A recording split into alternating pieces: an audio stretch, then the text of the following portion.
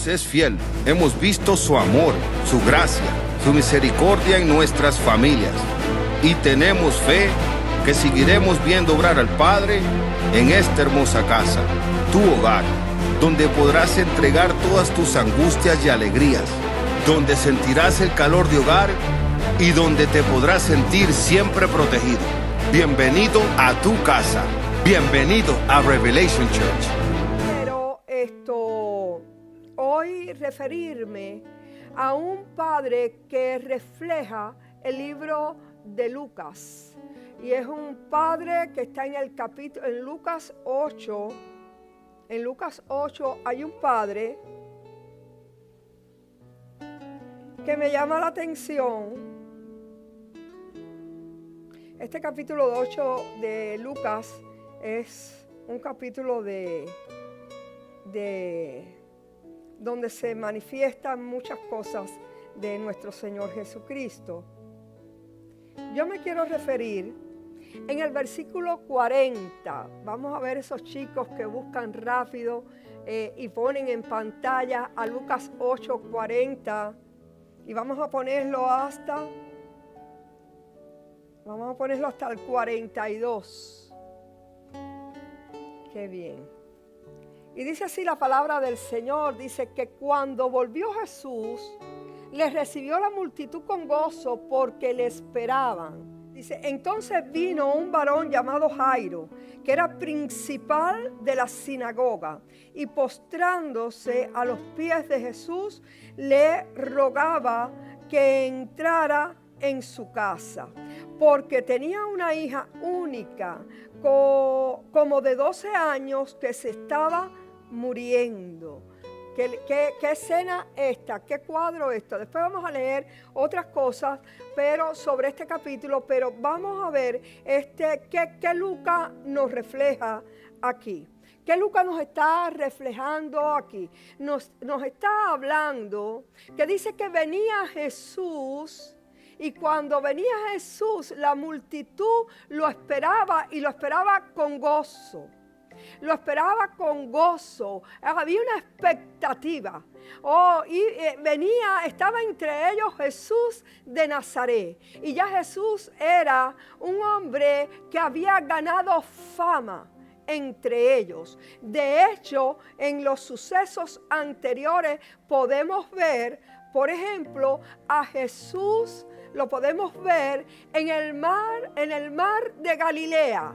En el mar de Galilea, donde se levanta una gran tormenta, donde los vientos se enfurecen, donde se levanta con ese enfurecido viento las olas del mar. Y hay un peligro grande, hay un peligro de muerte, pero Jesús, como dice siempre la hermana Blanca Rosa, estaba en la barca.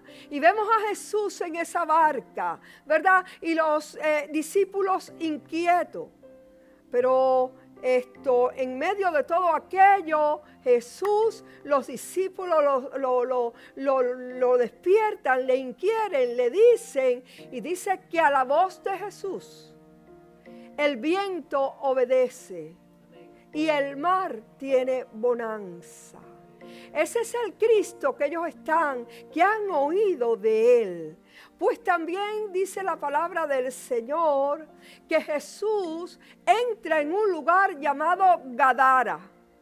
Y en Gadara, entre la población de Gadara, había un hombre que tenía multitudes de demonios.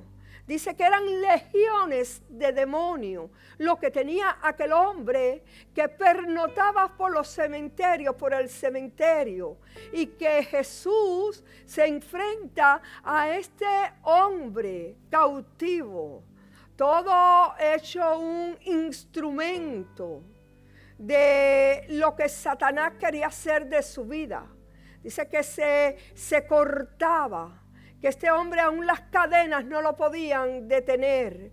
Era el peligro, era el temor de aquel lugar, era aquel hombre con legiones de demonios. Y así esa es la tarea del enemigo de nuestra alma, cautivar, encadenar, poseer, buscar puertas abiertas para adentrarse, para funcionar dentro de los cuerpos, porque esos espíritus no tienen, mire, esto es un mundo espiritual, pero ellos buscan el lugar donde entrar, los cuerpos donde entrar, porque ellos no pueden, ellos no tienen cuerpos, son espíritus, pero sí entran en los cuerpos humanos y entran en los cuerpos aún de los animales. Jesús, frente a legiones de demonios que tiene aquel hombre, pero a la voz de Jesús, hasta los demonios lo reconocen. Hasta los demonios le preguntan, no ha llegado, o le dice, no ha llegado nuestra hora, ¿qué quieres con nosotros? ¿Qué quieres con nosotros? Y Jesús no dialoga, con los demonios no se dialoga. Los demonios tienen que escuchar lo que dice la voz de Dios y los hijos de Dios. Los ha empoderado con su presencia. Cuando Satanás quiere hablar con usted, yo recuerdo que en un momento de mi vida, literalmente, había una persona endemoniada delante de mí. Y la persona me fue a hablar y le dije, Satanás, se calla y escucha lo que dice Cristo. Literalmente, bendito sea el nombre del Señor. Y lo único que decía aquella persona, que de hecho quiso agredirme, y decía, no vas a hablar nunca de Cristo. Alabado sea el nombre del Señor. Pero es más poderoso el que está en nosotros que el que está fuera de nosotros. Con nosotros está el poderoso, el fuerte en batalla, el Señor de los ejércitos, el que no pierde ninguna de sus batallas. Ese es el Dios que nosotros servimos. Ese es el Dios que responde. Ese es el Dios que nos visita. Ese es el Dios que se mueve en medio nuestro en esta mañana. A ese es el Dios que nosotros ovacionamos y le damos gloria y le damos honra y le damos honra. Qué lindo ese Dios. Pues este pueblo que esperaba a Jesús había escuchado esto y otras cosas. Y dice que la multitud se golpeaba alrededor de él. Y entonces, en medio de aquella multitud, acontecen este hecho y otro hecho en esto que estamos leyendo. Vamos a ver qué es lo que aconteció. Y dice que vino Jairo. ¿Pero quién era Jairo? Dice que era el principal de la sinagoga. ¿Y qué significa que fuera el principal de la sinagoga? Era el hombre encargado. Era el hombre que tenía tenía delegado sobre él los ojos de todo, o sea, la función de la sinagoga, pero también la vista, los ojos de toda aquella comarca que estaba allí, de aquel lugar, de aquel pueblo. Tenía que ser un hombre con reputación, debía ser un hombre con testimonio, quizás fuera hasta un fariseo, pero era un hombre que conocía la Torá. Quizás no tenía la revelación, ¿verdad?, como la puede tener usted y yo en este día, pero era un hombre encargado, como decir, el pastor de la iglesia. Vamos a llevarlo a nuestro contexto. Quizás como el pastor, un presbítero, alguien, pero en aquellos tiempos... Fíjese, en aquellos tiempos, en los tiempos de Jesús gobernaba Roma. Sin embargo, Roma permitía que ellos tuvieran su propia religión, que ellos tuvieran su cultura, la pudieran desarrollar, porque además con eso ellos evitaban que se levantaran sublevaciones. Entonces, en esa parte ellos podían funcionar, ¿verdad? Podían ir al templo, pero también al templo habían sacrificios, se adoraba, pero sabe, las sinagogas existían también. Y ellos se reunían en las sinagogas y allí Jairo tenía que escoger la persona, una de las funciones, que leyera la Torá, ¿verdad? Él era una figura pública, él era en aquel contexto, él podía ser ¿verdad? Entre ellos hasta como un juez, podía ser Jairo. Bueno, pues sucede que este hombre, ante la noticia, ¿verdad? Ante la realidad, no la noticia, ante la realidad de una hija que estaba muriendo, él va entre la multitud en busca de Jesús. En medio de la necesidad, en medio de la carencia, en medio de una necesidad tan grande, en medio de que lo que Dios me ha dado, ¿verdad? Lo que Dios me ha dado y me ha entregado está en riesgo de muerte. Tengo que acudir a un lugar, y el lugar más adecuado para Jairo y para usted y para mí es la presencia de Jesús. Ahí es donde, ese es mi primer recurso. Ese es mi primer recurso. Es tan tremendo, hermanos, estar conectado con la presencia de Dios, que esa presencia esté en usted, que usted esté fortalecido de una manera con sinceridad, metido con Jesús. Es algo tan inminente que necesitamos llenarnos de ese Jesús hoy, tener un abastecimiento dentro. Mire, yo recuerdo, no es muy ético que pongamos ejemplos nuestros, ¿verdad, pastor? Sin embargo, yo no voy a poner de otros, yo voy a poner mis experiencias. Ok, a veces es experiencia de otros, pero recuerdo que yo creo que fue el weekend largo anterior que tuvimos. Nosotros salimos en familia y salimos al mar, íbamos en bote y estábamos muy bien allá adentro, hay bajos y uno se baja, se baña, todo bien, muy bien, pero de momento se formó una tormenta. Y cuando la veíamos lejos estábamos tranquilos, pero cuando vimos que ya se acercaba aquella fuerte tormenta, pues nos subimos y quisimos avanzar a la orilla. Resulta que en la orilla ya nos llovía, ya hacía viento, ya estaba fuerte aquello, pero hay que entrar por un canal. Y el canal, cuando usted está navegando, el canal es el curso, como el camino, la vía que usted tiene que ir, aunque hay mucha agua alrededor, porque hay bajos alrededor, ¿ve?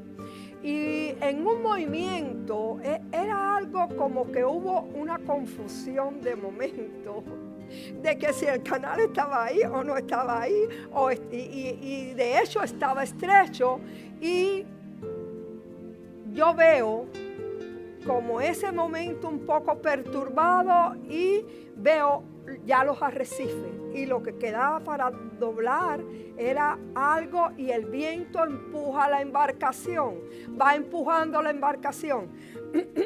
Mire, ahí hay varias reacciones de los que van en el bote. Unos gritan: ¡ay! ¡Coge así! Unos gritan así, ¿verdad?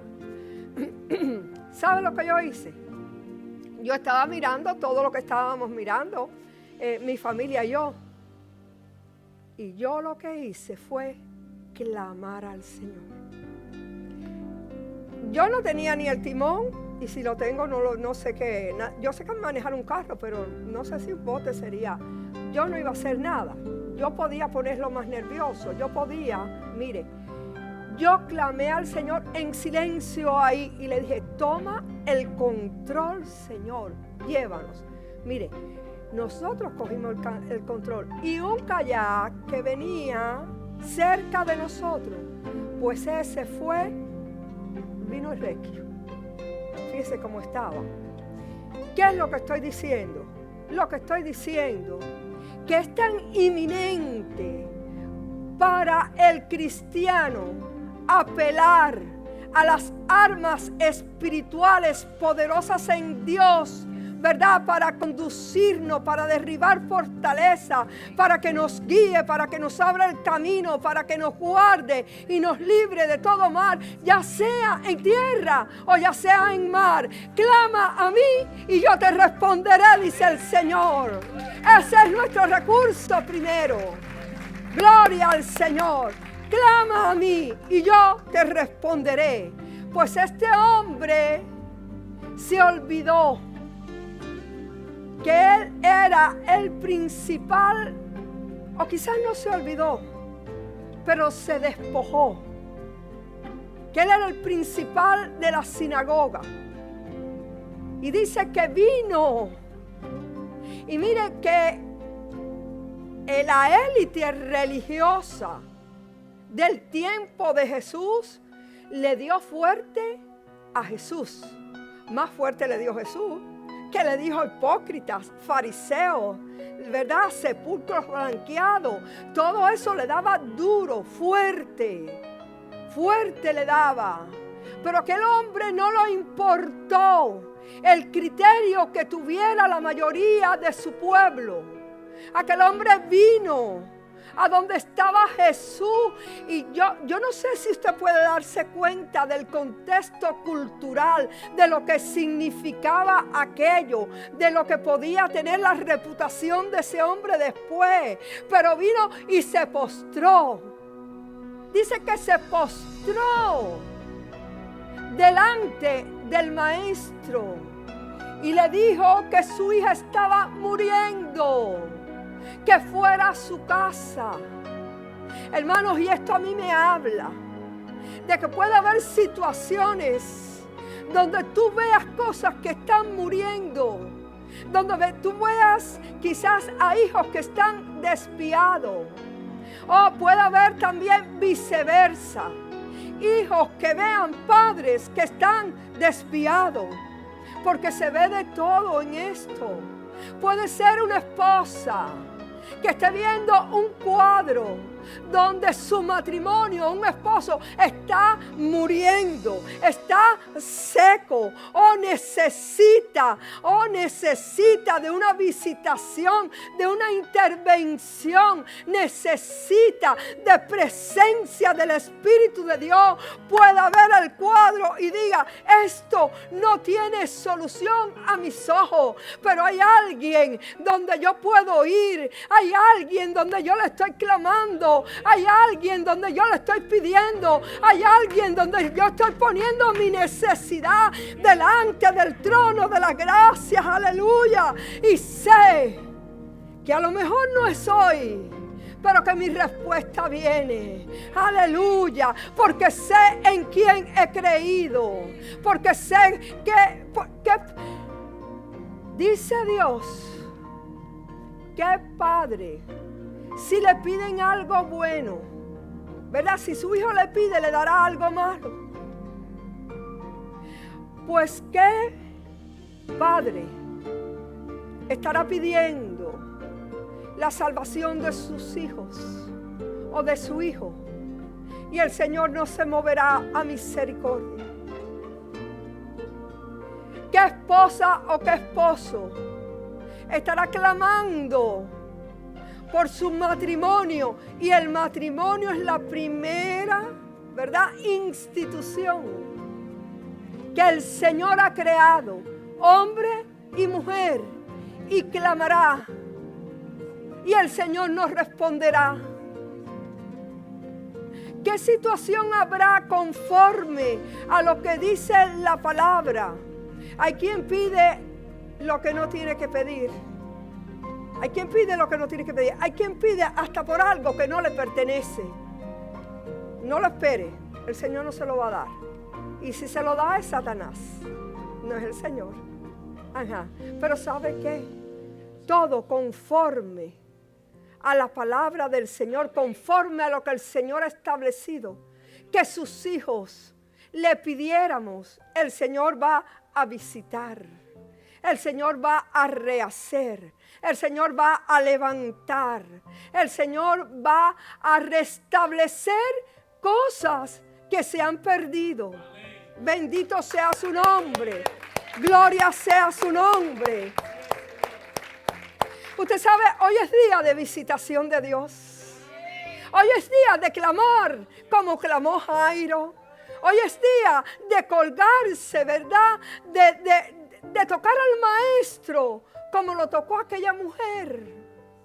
Hoy es día. Dios sigue siendo el mismo de ayer, de hoy y por los siglos. Oh, tenemos un Dios que es presente, el eterno presente, el gran yo soy para toda tu necesidad, para tu carencia, para tu dolencia, para tu enfermedad. Aleluya. Oh, Él sigue la barca para lo que Dios vino, para lo que el enemigo vino a robarte, pero no le pertenece. Aleluya, hoy es día de extender el perdón. Aleluya. Hoy es día de dejar que el Espíritu Santo ministre en esa parte que tengo escondida, que tengo dentro, que no quiero que nadie la toque ni hablo con nadie, pero que me hirieron, que me dolió. Bendito sea el nombre del Señor. Hoy es día de que yugos se pudran. Amén. Aleluya. Yugos se pudran, hermanos. Hay yugos que nos tienen a veces atados. Hay yugos que nos tienen encadenados. Hay yugos que nos tienen a nosotros a veces que nos podemos mover, ¿verdad? Podemos aún estar alabando, pero oscilamos como el elefante de un lugar a otro, pero no nos dejan caminar sin que nos rocen. Vamos arrastrándolo. Vámonos llevándolo. Hoy es día, aleluya, de aquella persona, de aquel padre que a lo mejor no te dio la mejor crianza, o que a lo mejor no aportó, o que a lo mejor se desentendió de ti. Hoy es día de sanar corazones, dejando ciertamente lo que queda atrás, metiendo adelante al premio del supremo llamamiento. Aleluya. Oh, hoy es día de bendecir a ese hombre y no de maldecirlo, de bendecirlo. Aleluya, porque Dios hoy dice: yo quiero un intercambio, yo quiero tu dolor para darte mi gozo. Aleluya. Yo quiero tu pobreza del alma para darte mis riquezas. Yo quiero que hoy te despoje. Yo vine y me despojé, dice el Señor, de mis vestiduras de gloria para quitarte tus harapientos trapos de dolor, de inmundicia. Aleluya. Aleluya, esos trapos de inmundicia, de dolor. Esa herida que todavía está abierta, hoy el Espíritu Santo dice: oh, ven a mí porque yo quiero sanarte. Gloria sea su nombre. Bendito sea el Señor.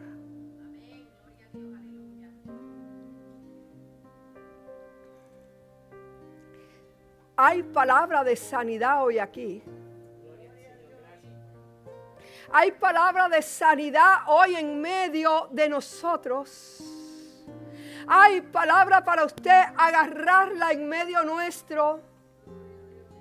No desprecie lo que está pasando por al lado suyo.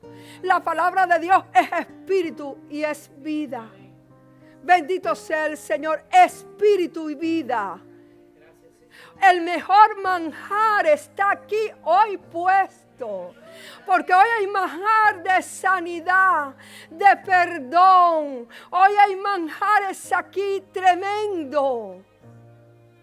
Hoy hay manjar para ser levantado el que está caído. Bendito sea el nombre del Señor. Estaba este hombre en esta posición. Dice que se postró a los pies del maestro. Y a veces nosotros, ¿sabe? Yo pienso lo siguiente. Este hombre no tuvo a menos humillarse. Y qué gran bendición cuando nos humillamos. Porque nosotros cometemos errores. Mas dice la palabra del Señor que qué bueno es que reconozcamos y que estemos en paz con todo. Y dice la palabra de Dios que el que se humilla, Dios le exalta. Hoy es momento y día para que aún padres se humillen delante de un hijo. Gloria sea al Señor. ¿Usted quiere sanidad? ¿Usted quiere? Aplique la palabra del Señor. Hoy es día también. Puede ser que me esté escuchando algún hijo, para que hijos se humillen delante de su padre. Bendito sea el nombre del Señor. Hoy es día para aquel que ha estado separada por alguna situación, pero hoy es día de despojarme de eso y decir: sí, Espíritu Santo, tú me has mostrado que yo he tenido culpa. Humillémonos. Delante de una persona no es vergonzoso, pero delante de Dios también tenemos que humillarnos, porque nos quedamos cortos, porque le hemos ofendido, porque ese es el Padre de más amor que he podido ver. Pero aquí está Jairo, sin importarle la opinión popular. Aquí está este hombre, humillado delante del maestro. Pero fíjese, acontece que aquí, en medio de esta situación, de este cuadro, sucede que en aquella multitud sale una persona que de momento dice: el maestro está cerca. El maestro está aquí en esta hora. El maestro está pasando a mi lado en esta hora. Oh, pero hay cosas que me están impidiendo. Pero me voy a sobreponer por todo aquello que me impide que yo me lleve mi bendición. ¿Qué tengo que hacer? ¿Dónde tengo que ir? Y es aquella mujer que padecía de flujo de sangre. Y en este contexto donde Jairo está hablando con el maestro y el maestro está caminando hacia la casa de Jairo, esta mujer lo toca. Y hubo un toque diferente. Y entre tanta multitud, Jesús dice: ¿quién me ha tocado? Tantas personas alrededor de él. Le dice: maestro, ¿cómo que quién te ha tocado? Sí, mira todo lo que hay alrededor de ti. ¿Cómo que quién te ha tocado? Y dijo: sí, virtud ha salido de mi cuerpo. Bendito sea el Señor. Oh, atrevamos. Tenemos que atrevernos a tocar al maestro. Al momento cuando pasa, usted toque. Acuérdese, la palabra de Dios es espíritu y es vida. Y se mueve en medio nuestro. Atesórelo, tóquelo. Y aquella mujer condenada. Y delante de Jairo, porque ahí estaba Jairo también, el conocedor de la Torá, el representante de la ley. Y aquella mujer que estaba condenada por la situación que llevaba, porque la ley decía que nadie podía tener contacto con ella y ella con nadie. ¿Qué hacía aquella mujer en esa multitud? Una mujer que había gastado ya sus recursos en los médicos y no había sido sanada. Y a veces nosotros agotamos nuestras fuerzas, nuestro dinero, nuestros recursos en general. Nosotros nuestras propias fuerzas en tratar de cambiar circunstancias y situaciones que tenemos alrededor y familias que tenemos alrededor con nuestros propios fuerzas y recursos.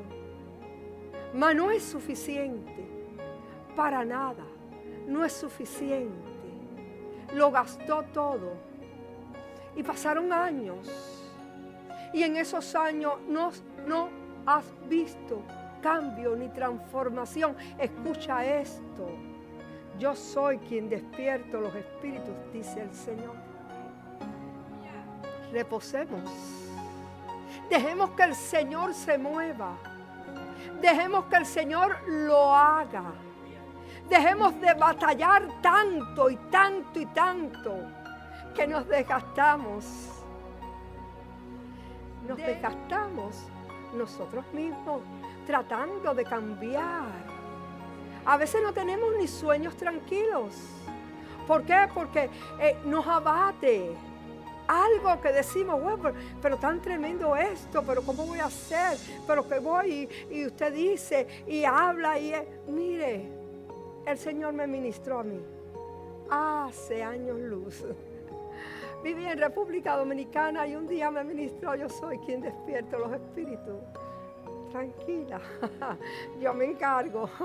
Y entonces, bueno, es lo que tenemos que hacer, poner las cosas en las manos del Señor, ¿verdad? Bendito su nombre.